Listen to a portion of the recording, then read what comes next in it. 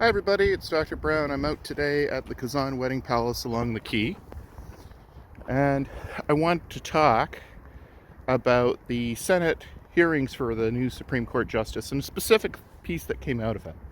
Because I'm not too interested in the whole politics around it. You know, I'm a Canadian, I live in Russia. What does it really have to do with me, what the US does with their Supreme Court? But there was one bit that kind of stuck out to me, and that is this point at which they basically said, "Oh, Amy Coney Barrett, can you please show us what's on your notepad?"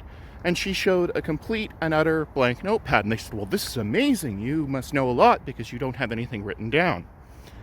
And this is where that argument to me makes no sense. People who do well write things down. People who do well in my classes take notes. Note taking is a very important process. It's a very scholarly process, and it's something that we really do try to encourage in students to take notes during our classes. Now, you might say, okay, well, but today everybody has laptops. Today everybody can get the slides off of Moodle. Today everybody can rewatch the videos that happen on YouTube. Why would I need to ever take notes?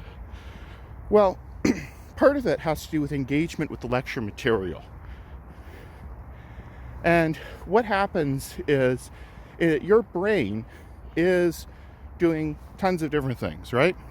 Inside of it at any moment. It's processing your vision, it's processing your hearing, it's processing your movements. And if you're trying to learn, what we're trying to do is, of course, activate the brain, right? Activate your thinking.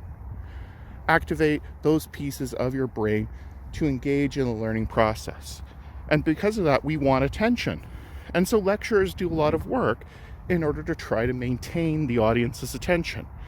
We change what we're talking about, we make breaks, we put those in. And for those of you that have ever watched something and gone, wow, this is really boring, you'll notice you didn't learn too much from it, right? So also engagement is part of that. But if you're watching a lecture on YouTube and somebody is talking in your ear and you're doing something else and you're flipping between that lecture and Facebook, or a message comes in on Telegram, what happens? You lose your concentration. We all understand that this is going on. And you may notice all of these things like fidget spinners and various things that are supposed to remove that anxiety and change your attention and move your attention span, because people like to fidget. Well, imagine if you could engage more of your brain and engage more of your senses in taking in the material.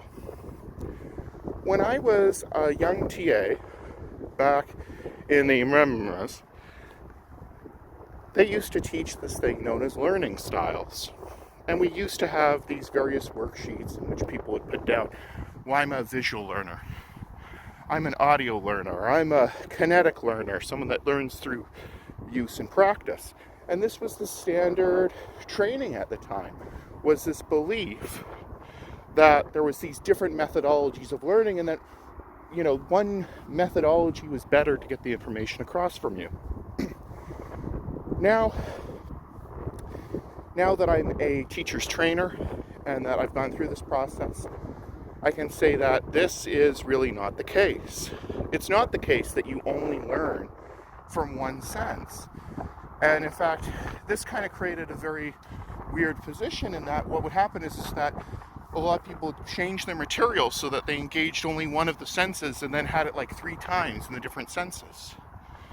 And so that was actually causing more of a problem, because what they later found, and psychologists looked into, is they found that it's not the fact that there's different learning styles and that you can only learn in one way.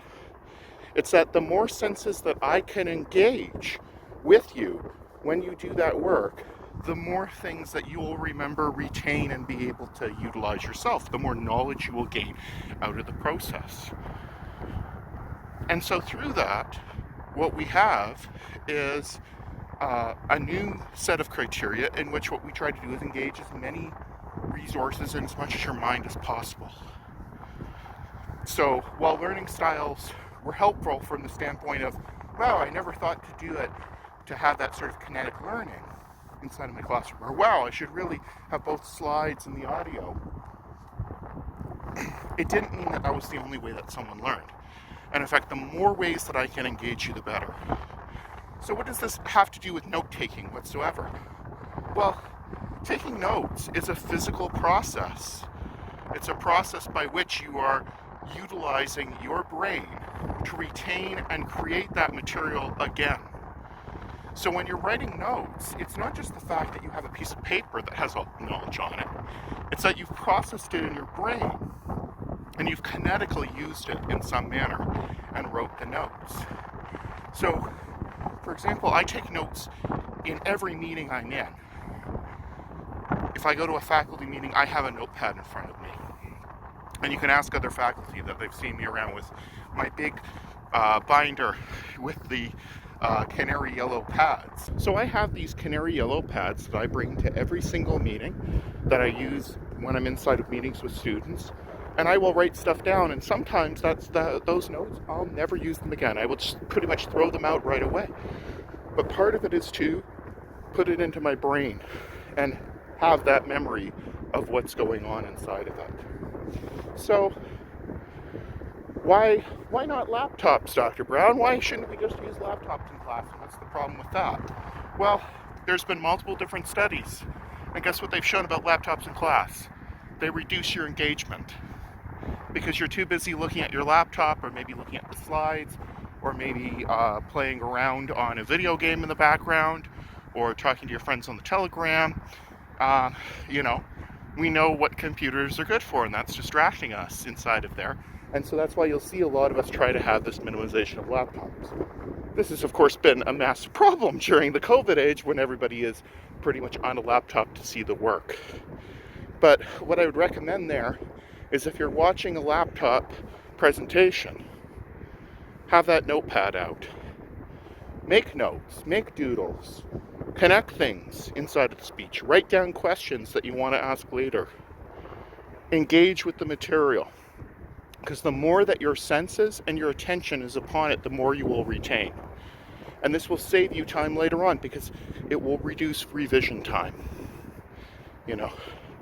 It's so hard, right, at the end of the year to remember all the stuff that happened, to remember every single thing. So practice it smartly. Put it in there. Write down notes. Note-taking is a wonderful thing. It's been around since Egypt. We're never going to get rid of it. It's not going anywhere. Technology will not solve this issue. We are tactile creatures. And the action of writing inside of a notepad, drawing connections, drawing diagrams, is helpful for your learning and status.